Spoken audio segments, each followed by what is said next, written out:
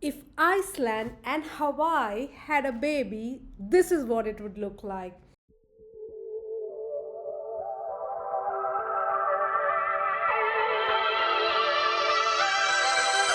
Hey guys, how it is going? In today's video, I will be sharing with you why you should ditch Lisbon, Porto, and other overcrowded locations in Portugal and straight head to Azores Island. I spent 2 weeks in Azores, and in this video, I will be sharing the best viewpoints, best restaurant, best things to do, and which islands to prioritize if you have less time and everything in between. So let's get ready for 2 weeks in Azores.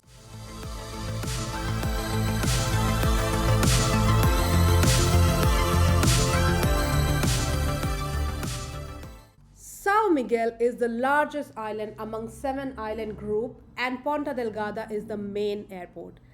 This group of island is located in the middle of the Atlantic Ocean and has only 6 hours flight from New York, 4 hours from UK and 2.5 hours from Lisbon.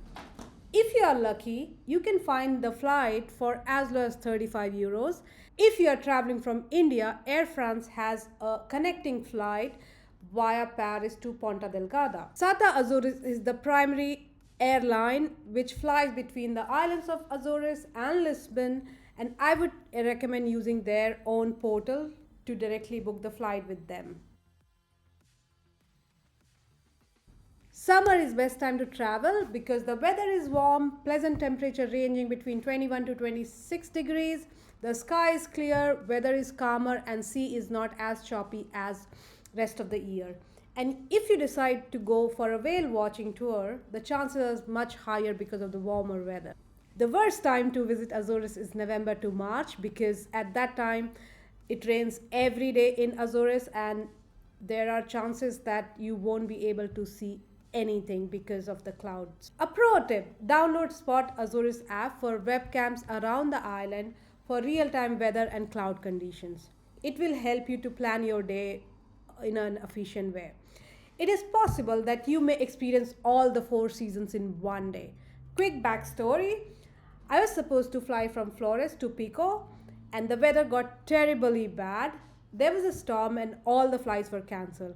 We did not have a hotel booked. SATA Azores told us that they will be reimbursing our stay, but because we had already checked out and in the previous accommodation they did not have any room available anymore, so we had to make about 80 to 90 calls to get a room as there was no space in any of the hotels and it was so difficult. That was a hell of experience. Getting around Azores, you will definitely need a car rental and there is no other way to roam.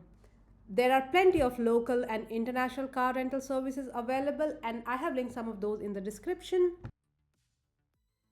Azores is paradise for hikers and offer ample opportunities with beautiful views all over. The two must hikes that I would recommend are Sete Citades Lagoa Verde, and I would say that it is one of the most popular hikes in Azores and it offers the most beautiful views of the lakes, ocean and mountains, everything together. This trail does get crowded, so it is best to start early and there are plenty of parking spaces available near the trailhead. In terms of food, there are not too many restaurants around, so I would say carry your own food there. The second hike that I would recommend is Pico de Ferro Caldeiras das Furnas, which has amazing view of the lake and you will walk down to the Furnas. It has enough parking space for your car, plenty of restaurants and cafe in the area, so you would not be starving. Even though if you're not doing these two hikes, a visit to the abandoned Hotel Monte Palace, which is near the Sete Citades trailhead, is a must. The views from the rooms are absolutely mesmerizing. I cannot imagine staying in those rooms while traveling to Azores. It's a pity that the hotel was closed in 1991. Probably it was way ahead of its time, I would suppose. And a must try is a pineapple cocktail, which is sold outside this abandoned hotel and it costs like 10 euros, but you can share it with your friends or family, your boyfriend, your girlfriend, whosoever you want to. I did 8 to 10 hikes and I have linked all the hikes in, and I was equally amazed by all of them. One special mention is the viewpoint of Lagoa de Fogo, which is the hike there is closed now, but you can reach the viewpoint by the bus and have absolutely amazing view of the lakes. Have a mini picnic there or walk down to the beach. It is just amazing. I've also shared the bus details so that how can you reach to the viewpoint in the description. Apart from hiking, Azores has plenty of other things to offer, and my top of the chart experience, and in no particular order, everything is my favorite, is whale watching, Ponta Delgada walking tour, hot springs, Playa de Santa Barbara beach, Ilheu de Villafranca, where you can go, it's a small islet where you can go and swim and have some snorkeling, tea plantation, ceramic factory, cheese factory, and plenty of other things which I'll be covering in my upcoming videos. And in this video, I will be talking about the whale watching and the hot springs, because these two itself are very large topic. Azores has one of the best whale watching locations in the world, where you can spot sperm whale, blue whales, pilot whales, etc. I asked ChatGPT which are the best location for whale watching, and Azores is ranked at number 3. So definitely recommended whale watching, even though it is a bit expensive, but it is a hell of an experience. I went to the whale watching activity twice, and I booked the whole day tour with Terra Azur.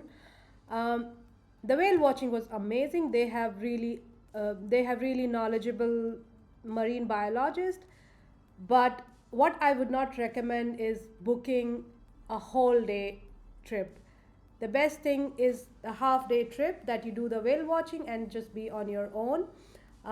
They provided a lunch that was part of the package, but the restaurant was nice, but the options that were given were really limited. We were given option of 2 cheap meals, and it was not good. I mean, we were definitely not happy with it. And also post lunch, basically you are on your own.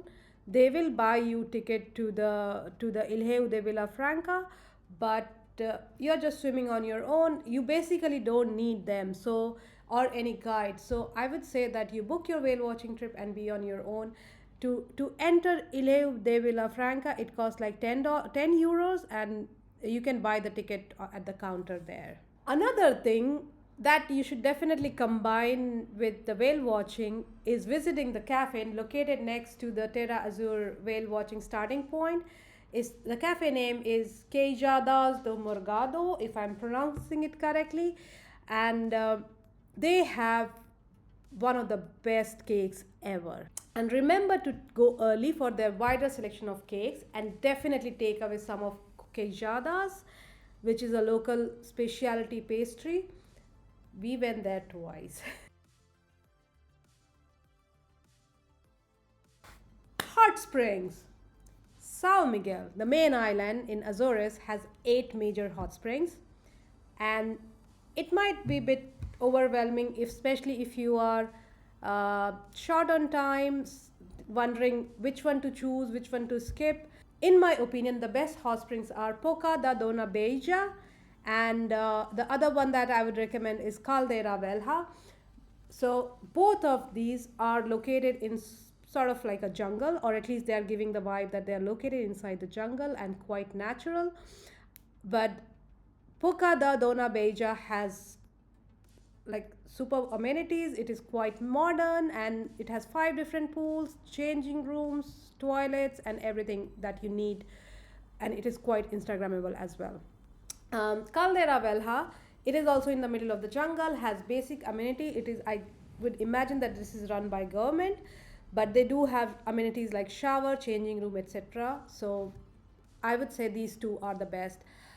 There are other hot springs that I have provided the details in the description, and the other hot spring, which is Caldeiras das Furnas, it is not a swimming place but an eating place. You can witness how food is cooked underground with volcanic hot spring, and you can experience that food in nearby restaurant.